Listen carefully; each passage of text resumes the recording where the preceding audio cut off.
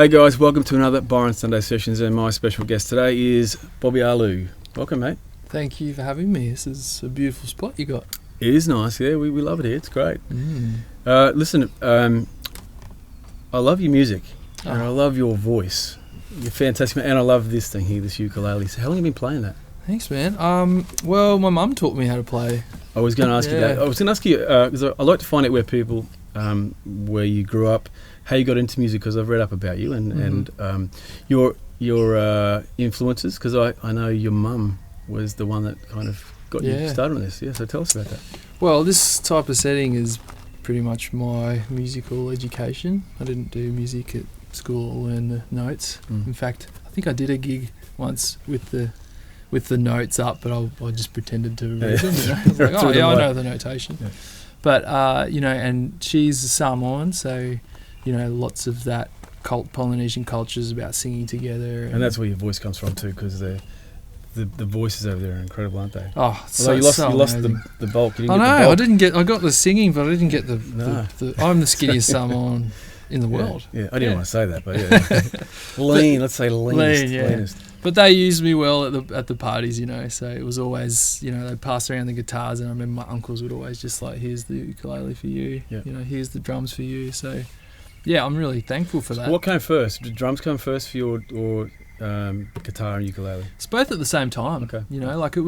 That's the thing about sharing instruments, like one uncle would do a song and then he'd pass it on and then he'd swap instruments. So, there was lots of swapping going on, and I just had them all, So was there like a kit? How did you get onto getting a drum kit?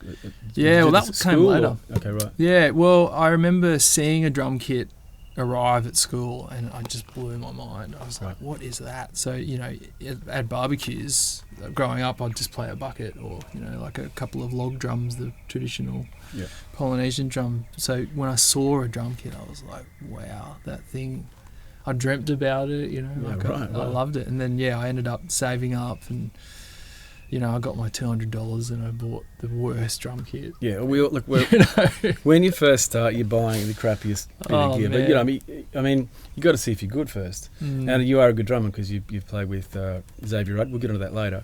But, so did you find you had more of a passion for drumming or guitar, or was it just kind of both, love both? I love both, and... Yeah, I think it goes in phases. So there's times where all I want to do is play drums, and lately all I've wanted to do is sing and play ukulele. So they're two different energies. One's pretty soft and sweet, and the other one's like pretty it's a good stress release. Tough guy stuff. Yeah, exactly. But so back on your mum again. We also read there's some music that she kind of played a lot at home that you had to get used to, and. It's amazing, parents and what they share with their kids. But I grew up in a house that really, we didn't have music. Like no one was playing music, and I think dad's and mum's music was kind of, Did you ever hear a record called Popcorn years ago? You got to check it out. I will. Some people might know that one. Yeah. Oh yeah. Yeah, it's famous. Oh, I know exactly. That was in their collection. Wow. And Neil Diamond's probably someone that you would have heard of. But Dad was a big country music fan. He liked Charlie Pride, and so it was kind of for me. I didn't really grow up with music. It was more sport. So, but for you, like, what a place to grow up with your family, all your family playing music and passing it on. And UB40 was one of the bands. I think I read somewhere that your mum. Yeah, it's amazing how big UB40 is in Polynesia. All the taxis are pumping the music. Yeah. UB40 toured Samoa. I happened to be there, and they filled the rugby stadium. Of people to see UB40. Yeah. Is UB40, are they mainly a covers band? Because all the hits are covers. Yeah, they are. I think they've got a few originals, but they mainly do reggae covers. Yeah. So, my mum, it was funny, actually last year, me and my band members got to do the support for UB40 in Australia. And Good experience? yeah, it was actually an amazing experience. But and good guys? they were really good guys. Yeah. It's actually 2 UB40s. That's the thing. It's right. kind of like there's a whole nother saga, which is probably a whole nother You're like an episode. A team and a B team. There is. Well, they're brothers, and you know they don't get along for whatever really? reason, and so there's the UB40 with the original singer and half the band members, and then there's UB40 with his brother singing. Who did you support? The original singer. Okay, right. And he was a lovely guy, and Yeah. they were, you know, really nice fellas. But the biggest thing for me was my mum at the shows. I got mum to come. She would have loved it. I put her on the list, so you know, Yeah. mum's backstage like rubbing shoulders with UB40, and she's just like got her pass on. She wouldn't take it off. So that was a good moment. And of course, you know, because of that Polynesian connection, the whole crowd was all Polynesians, and so I got mum to come up and do a traditional dance, and yeah, it was good. It was cool. Well, let's get on to your mum a bit later, but let's do a track. Do a track of yours. Cool. That I heard a few years ago, which I love, called You Know. Cool. So let's have a crack at this, and we'll come back and chat again soon. Let's do it. Right. 1, 2, 3, yeah.